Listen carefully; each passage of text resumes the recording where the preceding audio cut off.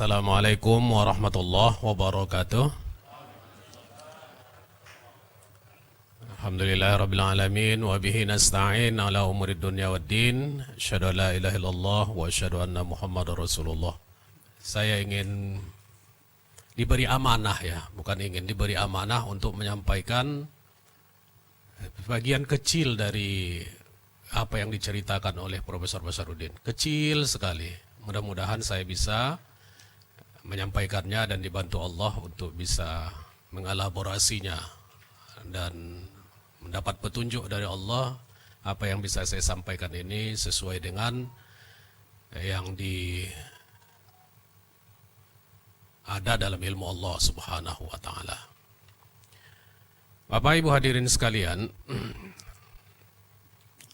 pembahasan ini saya akan mulai meskipun di dalam makalah tidak seperti itu urutannya. Akan saya mulai dengan menyampaikan beberapa kota dalam Al-Quran yang sudah ada sekaligus juga memang dibabak belurkan, dihancurkan oleh Allah Subhanahu wa taala. Kita mulai dari situ. Mungkin di halaman 6 ada nanti kota-kota dalam Al-Quran. Itu memang ada sejumlah kota, kalaupun kita istilahkan kota ya, di dalam Al-Quran. Itu pertama adalah yang disebut dengan kota Iram. Iram ya. Jadi kalau kalau Bapak Ibu ingin melihat dalam surah Al-Fajr ayat 6 sampai 8, itu Allah berfirman, a'udzubillahi minasyaitonirrajim. Alam tara kaifa fa'ala rabbuka bi'ad irama zatil imad allati lam yukhlaq misluha fil bilad. Apakah engkau tidak melihat bagaimana Tuhanmu berbuat terhadap kaum Ad? Kaum Ad ini adalah kaum kemana Nabi Hud diutus. Iramazatil Imad, yaitu satu kota Iram yang memiliki bangunan-bangunan yang tinggi. Allati lam yukhlaq misluha fil bilad, dan kota seperti ini tidak pernah belum ada di bumi, tak pernah belum ada kata Allah.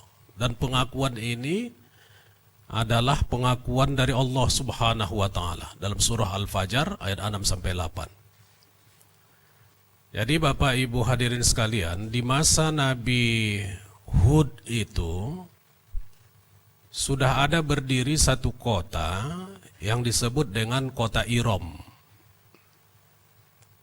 Meskipun sekarang masih terus dilacak keberadaannya karena sudah tertimbun di bawah gurun pasir ya. Kota Iram. Dan ini kota ini menurut bahasa Al-Quran tidak tanggung-tanggung.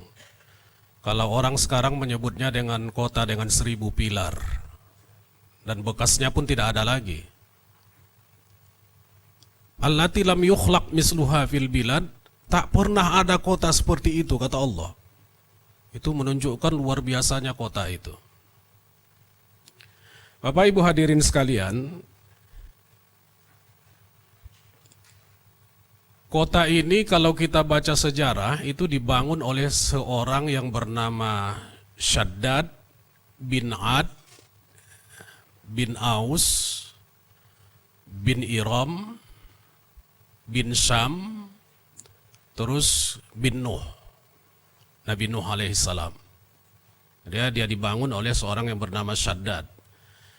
Shaddad ini adalah seorang raja. Kalau ayahnya dahulu Ad itu disebut penyembah bulan. Tapi kalau Shaddad ini ada yang mengatakan dia sebagai penyembah berhala, tapi dia sampai ke satu tingkat di mana dia mempertuhankan dirinya sendiri karena dia merasa sangat super, karena dia merasa sangat luar biasa.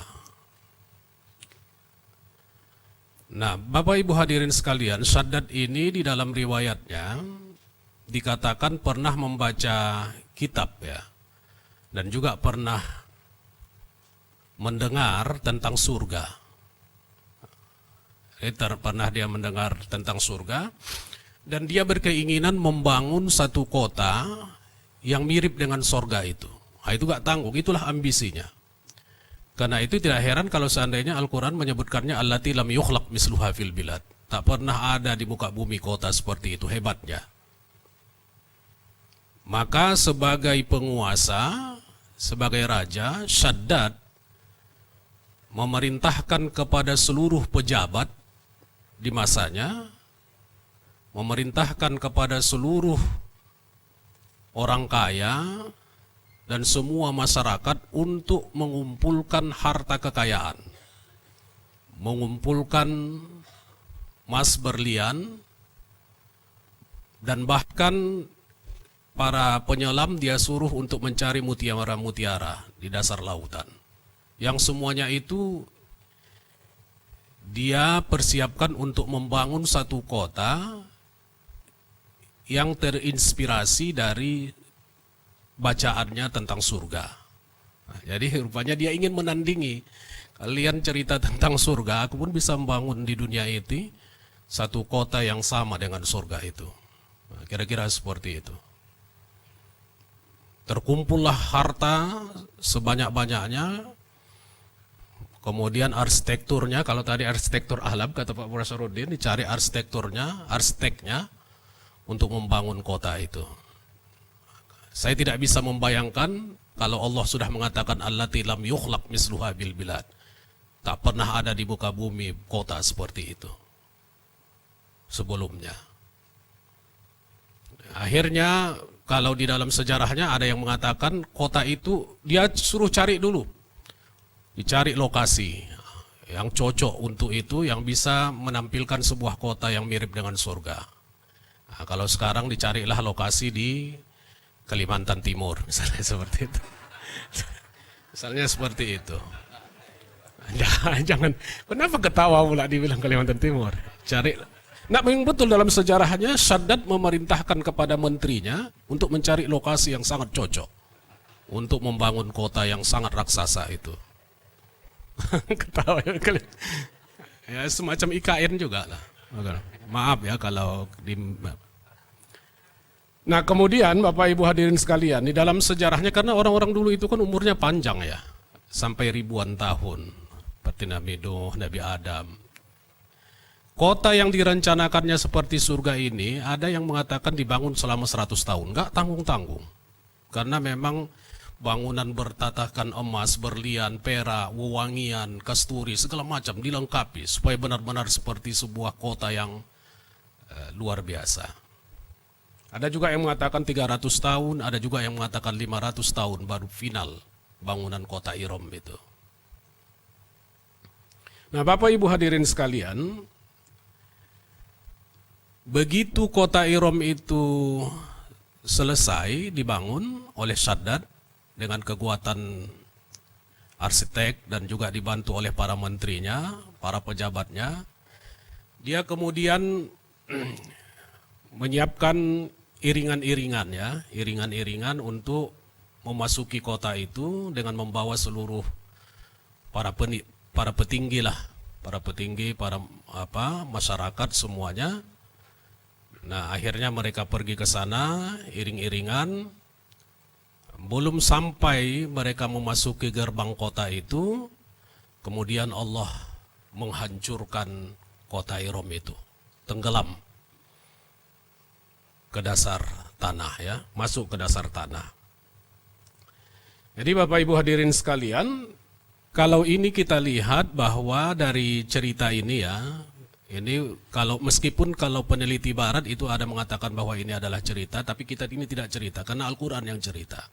Ini adalah final, meskipun baru sekarang ini ditemukan jejak-jejak dari kota Iram itu.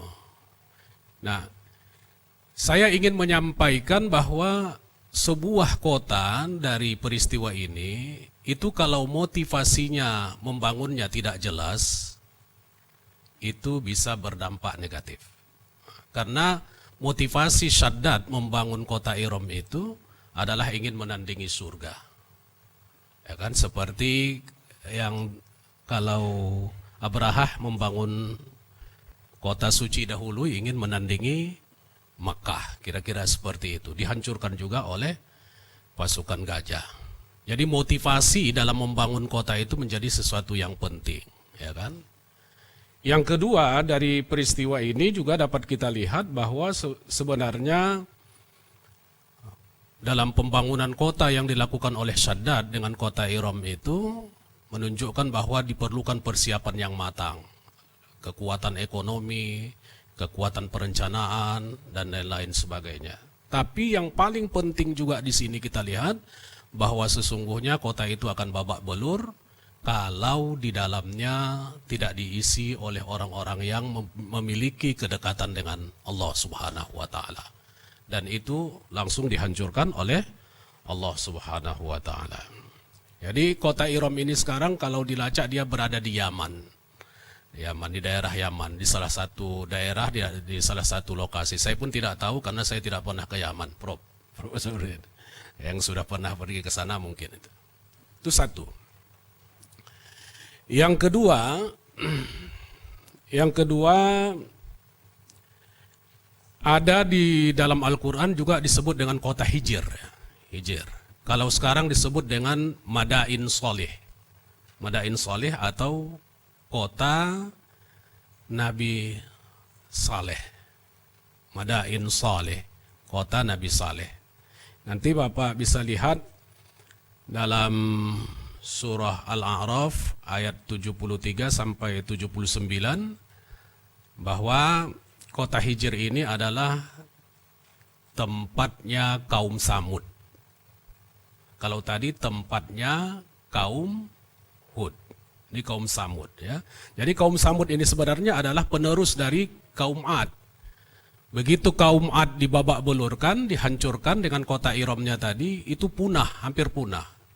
Tapi dalam berbagai kitab tafsir dikatakan bahwa ada yang tinggal, yaitu orang-orang yang soleh dari kaum Ad itu beserta Nabi, itulah yang kemudian menjadi cikal bakal leluhur daripada kaum Samud. Yang kepada kaum Samud itu diutus Nabi Saleh.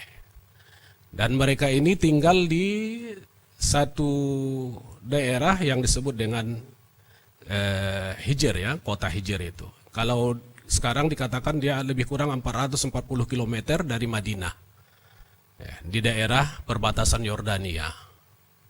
Ini masih ada bekas-bekasnya sampai sekarang ini. Nah, kaum Samud ini kalau di dalam sejarahnya mempunyai kehebatan di dalam mendirikan bangunan-bangunan dengan memahat batu-batu besar. Ya, batu-batu besar, gunung-gunung mereka pahat untuk menjadi sebuah tempat tinggal yang di situ mereka menjadi pusat, ya, pusat berkumpulnya kaum Samud. Tapi Bapak Ibu hadirin sekalian, itu boleh nanti Bapak Ibu lacak, ya, di media online bahwa Nabi SAW itu pernah mengatakan bahwa ketika mereka melalui daerah Hijr ini ataupun Madain Saleh ini, Nabi Muhammad SAW dalam hadis mengatakan untuk segera berlalu, jangan singgah di tempat itu. Itu hadis Madain Saleh itu.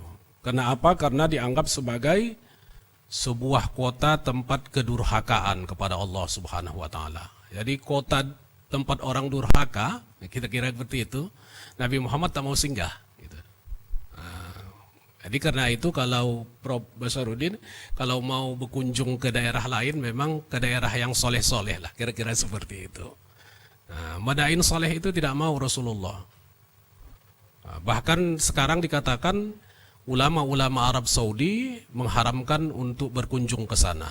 Meskipun Madain Saleh itu lebih kurang 440 km di daerah Yordania itu, perbatasan Yordania itu sudah dibuka sekarang untuk menjadi situs kunjungan masyarakat di sana. Saya pun hanya berceritanya nih, saya pun belum pernah ke sana juga. Nah, hanya cerita aja ini masih. Jadi Bapak Ibu hadirin sekalian, ini memang kalau dari peristiwa kota Hijr ini dapat kita lihat bahwa kedurhakaan juga. Jadi kota yang di dalamnya kaum Samud yang tidak mau beriman kepada Nabi Saleh sebagai orang yang mengajak kepada tauhid, yaitu ya qaumi ibudullaha malakum min ilahin ghairuh.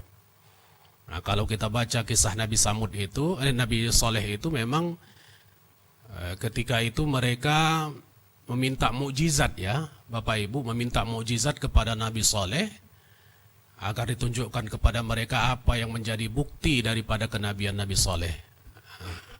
Dan Nabi Saleh mengatakan, ya kalian minta apa yang kira-kira perlu saya tunjukkan. Mereka meminta gak tanggung-tanggung supaya ada unta keluar dari bebatuan. Nah, itulah dia. Keluar. Dan dengan izin Allah, Nabi Saleh berdoa kepada Allah Subhanahu wa taala, keluarlah unta dari celah-celah bebatuan itu. Keluar unta dari celah bebatuan itu, dan itu dikatakan Allah dalam Al-Qur'an, naqatullahi ya naqatullahi lakum. Itu adalah unta Allah. Enggak tanggung-tanggung itu. Karena memang bisa unta keluar dari batu itu kan luar biasa. Tapi ini bukan cerita fiksi. Ini adalah cerita firman Allah Subhanahu wa taala dan dikabulkan Allah keluar unta dari bebatuan. Dan di dalam beberapa penjelasan tafsir dikatakan unta ini gak tanggung-tanggung. Nabi Saleh bilang kan jangan ganggu, biarkan saja dia kalau mau makan di mana makan dan jangan kalian bunuh. Kira-kira seperti itu. Karena ada yang mengatakan unta ini bisa susunya diminum oleh ribuan orang. Tidak pernah berhenti karena namanya mukjizat ya. Tapi namanya kaum Samud ini adalah orang yang durhaka kepada Allah. Mereka bahkan berencana membunuh unta itu.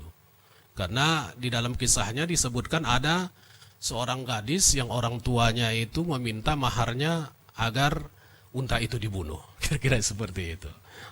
Maharnya untuk mengawini anak gadisnya itu unta itu dibunuh. Dan mereka berencana membunuh itu dan akhirnya Allah murka kepada mereka. Dan kalau kota Hijr ini dimusnahkan Allah karena Allah memerintahkan kepada malaikat Jibril untuk berteriak. Begitu di dalam kisahnya, berteriak dan berteriaklah malaikat Jibril, maka hancur punahlah, babak belur, berantakanlah kota Hijr itu. Tapi sampai sekarang Bapak Ibu kota itu masih ada. Kota itu di daerah Yordania, bebatuan yang dipahat masih menjadi situs peninggalan, kelihatan. Jadi kalau di sini juga terlihat bahwa kota itu tidak boleh di dalamnya orang-orang yang durhaka ya, orang-orang yang tidak taat kepada Allah Subhanahu wa taala. Ini pondasi-pondasi dari sejarah kota di dalam Al-Qur'an. Ya, pondasi. Jadi niat kemudian orangnya itu harus menjadi perhatian dari kota-kota yang diceritakan dalam Al-Quran itu. Nah kemudian Bapak Ibu hadirin sekalian, ada lagi namanya kota Madian ya. Itu nanti Bapak Ibu lihat misalnya diantaranya surah Hud ayat 84. A'udzubillahi minasyaitonirrajim. Wa ila Madyana akhahum Syu'aiba qala ya qaumi ibudullaha malakum min ilahin ghairu wala tangqudul mikyala wal mizan. Ini kota Madian ini ya,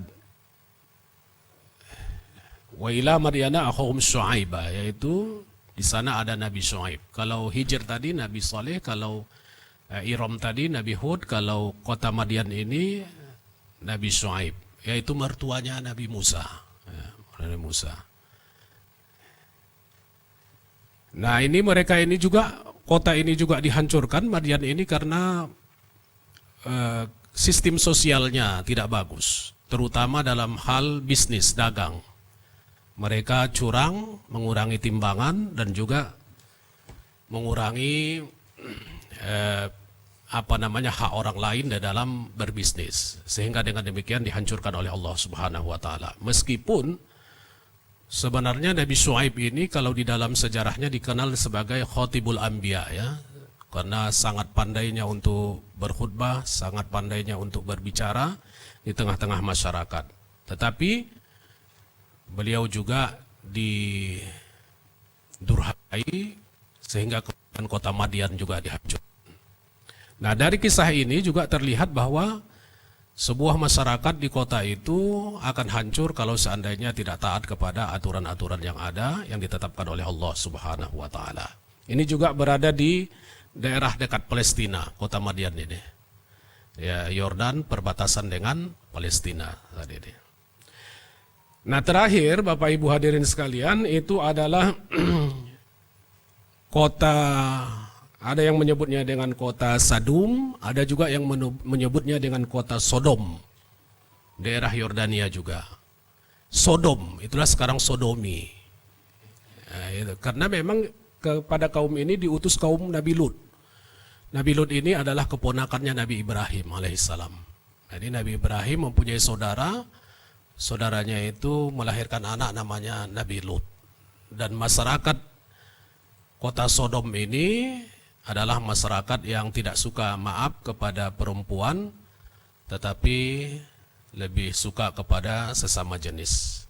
Dan kemudian mereka pun dihancurkan, diantaranya nanti Bapak Ibu bisa lihat di dalam surah Al-Ankabut ayat 29. Bapak Ibu hadirin sekalian, apa yang kita dapat petik dari beberapa kisah kota yang disebutkan dalam Al-Quran itu, bahwa sebuah kota itu secara pondasinya harus dibangun dengan nilai-nilai ketauhidan. Sebuah kota harus dibangun bukan karena ada tujuan-tujuan tersendiri yang tidak sejalan dengan ketauhidan dan syariat Islam. Itu menjadi penting.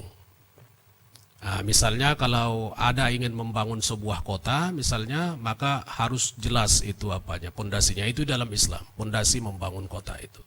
Kalau tidak, ya seperti kota Iram, babak belur. Nah, kedua, memang dari peristiwa kota-kota yang diceritakan dalam Al-Quran ini, terlihat bahwa sebuah kota itu harus memang benar-benar dicari lokasinya di mana, yang sesuai.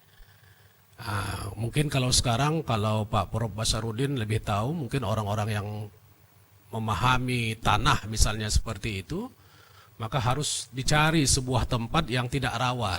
Misalnya rawan banjir, rawan gempa, struktur tanahnya yang kuat. Saya yakin IKN yang ada di Kalimantan itu sudah diteliti. Sudah teliti bahwa di sana jarang terjadi gempa, misalnya seperti itu. Sudah diteliti. Karena makanya kalau ada orang membangun sekarang ini kan, misalnya kalau membangun itu kan tanahnya dicek ya, Prof ya, dicek dengan sistem tersendiri, bagaimana struktur tanahnya ada secara ilmiahnya bisa ditemukan. Di situ baru bisa dibangun.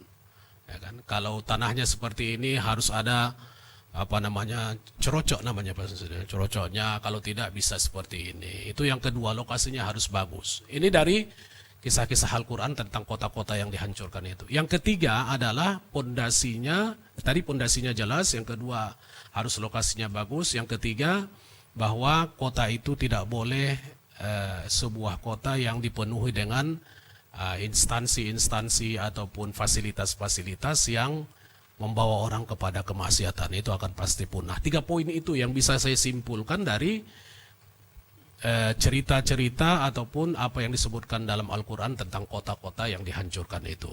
Itu 1, 3 poin. Kemudian Bapak Ibu hadirin sekalian, yang kedua, kalau kita merujuk kepada Al-Quran, maka paling tidak ada beberapa kata yang menunjukkan kata kota di dalam Al-Quran. Ada yang disebut dengan Al-Qaryah, kemudian ada Al-Madinah, kemudian ada Al-Balad.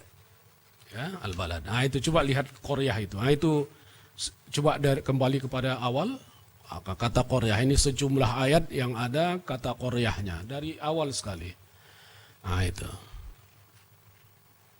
Kata Qaryah. Terus itu ayat-ayatnya. Nah, ini di sini terlihat apa yang dimaksud dengan Qaryah dari berbagai penjelasan kitab tafsir yang sesungguhnya ini saya rujuk dari tulisan yang ada di media online ya. Tapi sudah saya cek, memang ini adalah sesuai dengan apa yang disebutkan, dituliskan di sini. Nah, memang kata qaryah ini, Bapak Ibu hadirin sekalian, coba lihat itu, kata qaryah ini memang lebih cenderung kepada menunjukkan tidak kota, tetapi desa. Kalau ada kata qaryah di dalam Al-Quran itu lebih cenderung menunjukkan desa. Meskipun pada waktu-waktu tertentu, itu dalam surah Yasin ayat 13 dan 20, kalau digabungkan, maka sesungguhnya kata qaryah juga bisa berarti kota. Ya, kota. Cuman secara umum, itu coba di bawahnya bawah sekali terus, itu kesimpulan di bawah. Bagaimanapun, bawah sekali tentang qaryah itu sebelum Madinah. Bagaimanapun kata qaryah selalu dikaitkan dengan kata zalim, fasik, dan perilaku negatif lainnya. Jadi kalau Al-Quran menggunakan kata qaryah, yang artinya kampung, terkadang juga digunakan dengan dalam artian kota, itu menunjukkan bahwa perilaku masyarakatnya di kampung dan di kota itu lebih cenderung kepada yang negatif, gitu, yang tidak baik, yang menentang hukum-hukum Allah, yang jauh dari akidah Allah Subhanahu wa Ta'ala. Ya. Nah, kemudian Bapak Ibu sekalian, kata kedua yang digunakan Al-Quran untuk menunjukkan kota itu adalah kata Al-Madinah. Al-Madinah, coba Al-Madinah ini. Jadi kata Al-Madinah ini disebutkan sebanyak 14 kali dalam bentuk plural jamak maupun tunggal, dan semuanya berbentuk ma'rifah, yaitu dalam surah ini dan semua yang tersebut di situ ya. Bentuk ma'rifah dalam kata Al-Madinah menunjukkan bahwa lokasi yang disebut dalam Al-Quran adalah sebuah lokasi yang jelas batas wilayahnya. Ya, selain itu sifat ma'rifah dalam kata Madinah menunjukkan bahwa telah jelas Madinah identik dengan kemajuan, kemodernan, dan juga peradaban. Jadi kalau kata qaryah tadi lebih cenderung kepada hal-hal yang negatif, tapi kalau Al-Quran menggunakan kata Al-Madinah itu lebih cenderung dan secara umum menunjukkan kepada kemajuan, menunjukkan kepada kemodernan, dan juga menunjukkan kepada peradaban yang tinggi, gitu ya. Nah, Bapak Ibu hadirin sekalian, itu coba lihat situ.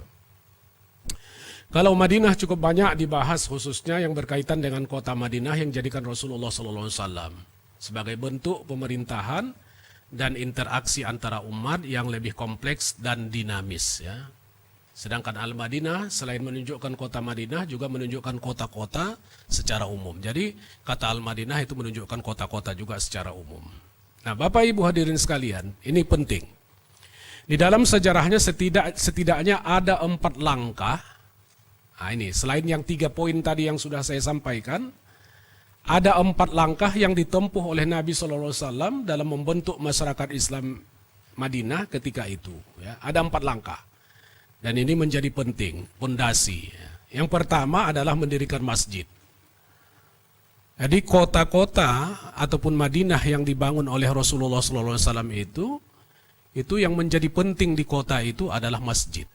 Nah, ini menarik juga. Ini termasuk tata kota di mana kota harus ada di tengahnya masjid. Masjid inilah yang kemudian menjadi sentral kegiatan umat Islam, mulai dari praktek ritual ibadah, mengadili perkara, majelis ta'lim, bahkan jual beli pernah dilakukan di kawasan masjid tersebut. Masjid tersebut juga merupakan pusat pertemuan kaum muslimin dari seluruh wilayah Islam.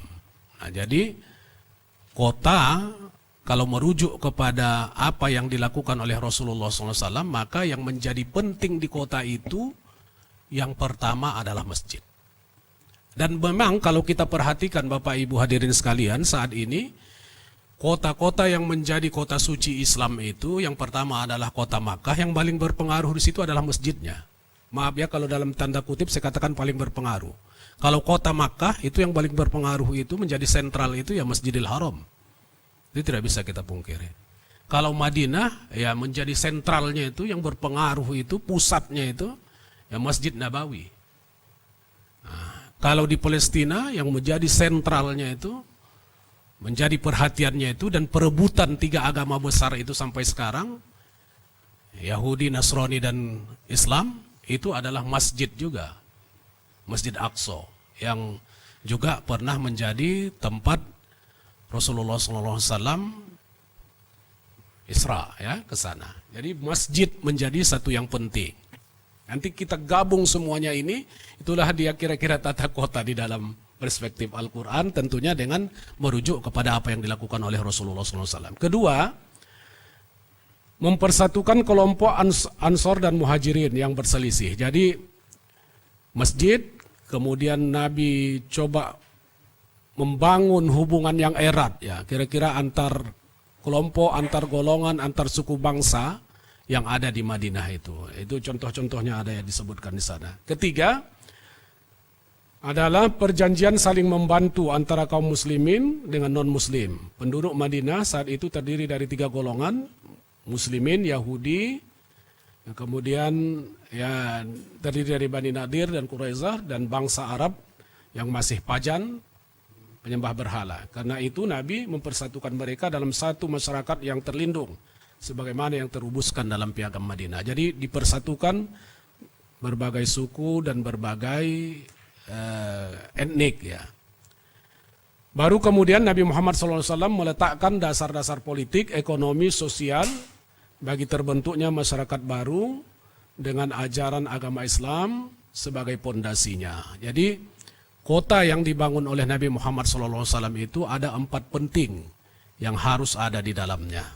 Yang pertama adalah masjid, kedua adalah mempersatukan kelompok, yang ketiga adalah bagaimana bisa saling membantu, yang keempat adalah meletakkan dasar-dasar kehidupan politik, ekonomi, dan lain-lain sebagainya. Dan ini tentunya adalah bimbingan wahyu, karena wahyu terus turun berhubungan dengan kehidupan sosial, politik, agama ketika Nabi Muhammad SAW ada di Madinah. Bapak Ibu hadirin sekalian, jadi dalam pembahasan tafsir hadis, coba lihat di situ, dalam pembahasan tafsir ada dalam pembahasan tafsir Al-Qur'an terdapat kesamaan karakter Madinah dengan kota, di mana keduanya mempresentasikan kehidupan dengan peradaban yang maju serta penduduknya yang modern. Sedangkan dalam pengertian Korea terdapat beberapa kesamaan karakteristik dengan desa. Persamaan tersebut antara lain adalah kekeluargaan, menjunjung nilai adat istiadat, dan jumlah penduduknya lebih sedikit. Ya. Nah, Bapak Ibu hadirin sekalian, ternyata kota ini juga dalam konteks Madinah ya, Madinah yang dibangun oleh Nabi Muhammad SAW, ternyata nama kota pun menjadi penting. Nama sebuah kota ketika dibangun juga menjadi penting, di samping semua yang disampaikan tadi. Karena itu tidak heran misalnya nama Madinah yang sebelumnya Yasrib itu diganti oleh Nabi Muhammad menjadi nama Al-Madinah Al-Munawwarah ya.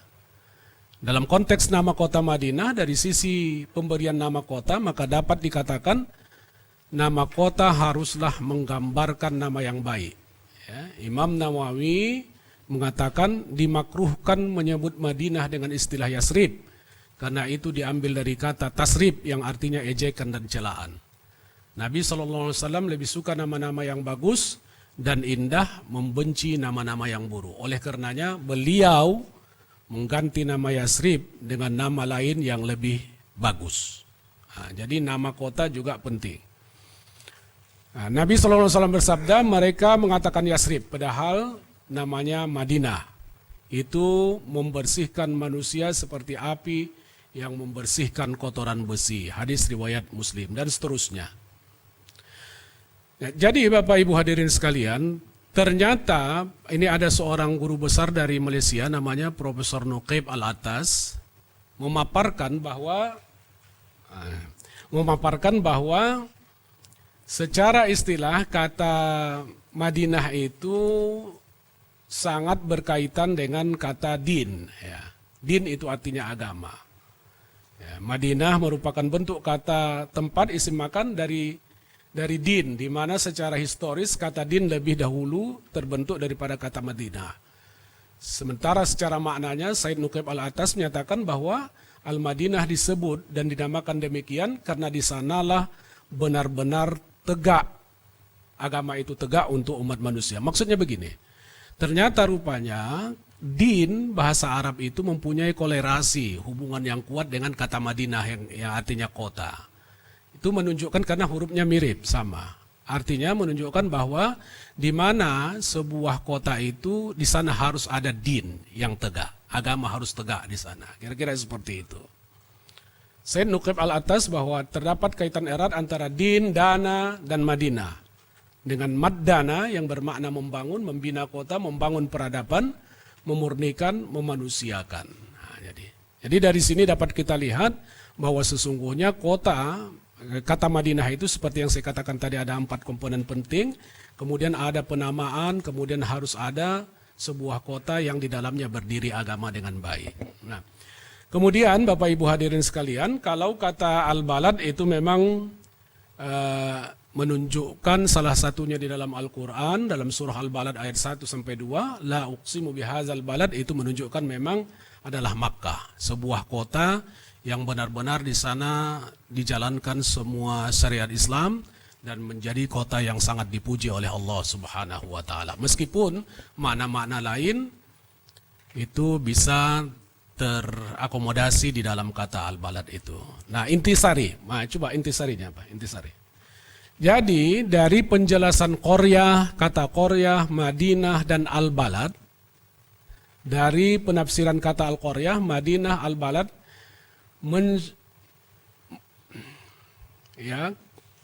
mengisyaratkan kota ideal harus ada 3 poin pokok.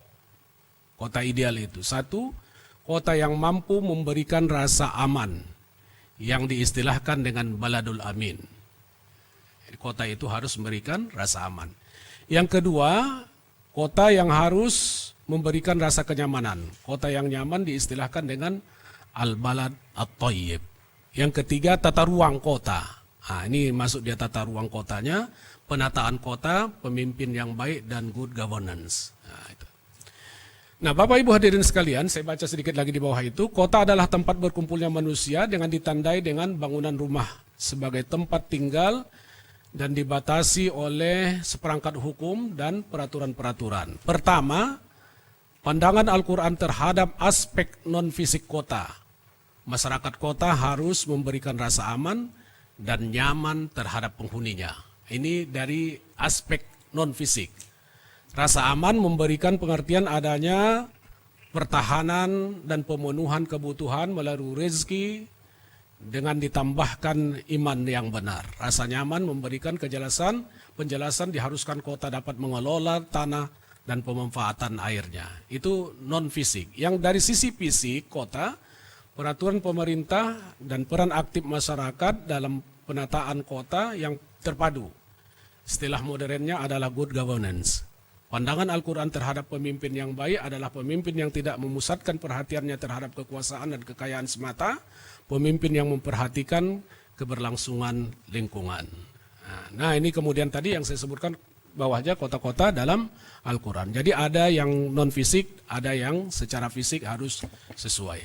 Nah, Bapak Ibu hadirin sekalian, ada beberapa hal yang harus mendapat perhatian di kota. Itu coba ada beberapa apa? Nah, inilah dia masjid ya, masjid harus menjadi pusat ya, harus menjadi pusat. Ya. Kemudian ada gerbang kota. Nah, kemudian ada tata ruang. Tata ruang yang ketiga tata ruang. Ini tata ruangnya ini harus tidak dipenuhi oleh fasilitas-fasilitas yang membawa orang kepada kemaksiatan. Baru ada penghijauan. Bapak Ibu hadirin sekalian, kesimpulannya ada di sana. Saya ingin menunjukkan ada satu konsep perbedaan antara kota barat dengan kota Islam. Nah, ini coba yang terakhir sekali. Ini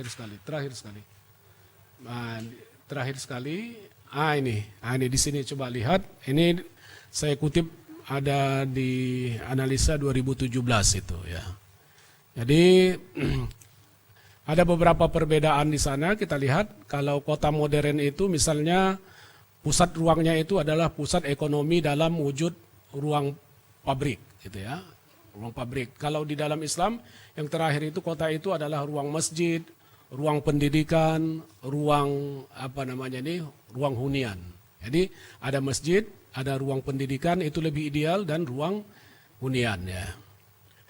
Kemudian model pembangunannya. Yang kedua, model pembangunannya bagaimana? Kalau di barat atau di kota modern itu adalah economic development atau economic environment development. Berkembang terus dia ya. Kota modern lanjut, kota postmodern, ada kriteria-kriterianya. Tapi kalau kota dalam Islam itu harus menunjukkan kota yang Madinah. Kota yang Madinah itulah yang kita sampaikan tadi. Pondasinya, kemudian masjid, kemudian keterhubungan antara pendidikan dan lain-lain sebagainya yang ada di kota itu. Citra kota kalau di kota modern ya, itu rasional ya kan, kota modern. Tapi kalau kota Islam itu lebih kepada spiritual, lebih penekanan kepada spiritualnya. Nah kemudian wajah kota, kalau wajah kota di kota-kota modern itu didominasi oleh pabrik, wajah kotanya, atau perkantoran dan lain-lain sebagainya. Tapi kota dalam Islam itu lebih didominasi ataupun lebih kuat pengaruh ruang masjid dan ruang pendidikan mendominan wajah kota dan seterusnya, seperti itu. Kemudian kalau variabelnya ya, portable-nya capaian ekonomi yang diharapkan di kota modern, tapi kalau di kota-kota Islam capaian kualitas manusia. Jadi kualitas manusia yang ingin dicapai di kota-kota Islam atau kota dan perspektif Islam. Indikatornya, kalau kota modern itu tingkat pertumbuhan ekonominya, maka kalau indikator di kota Islam itu adalah kesalihan warga kota, meliputi perilaku ya, dan juga baik secara batin maupun secara zahir. Bapak Ibu hadirin sekalian, demikian yang bisa saya sampaikan, beberapa hal berhubungan dengan tata kota dari perspektif Islam. Tentunya tidak seluruhnya dari Al-Quran ya.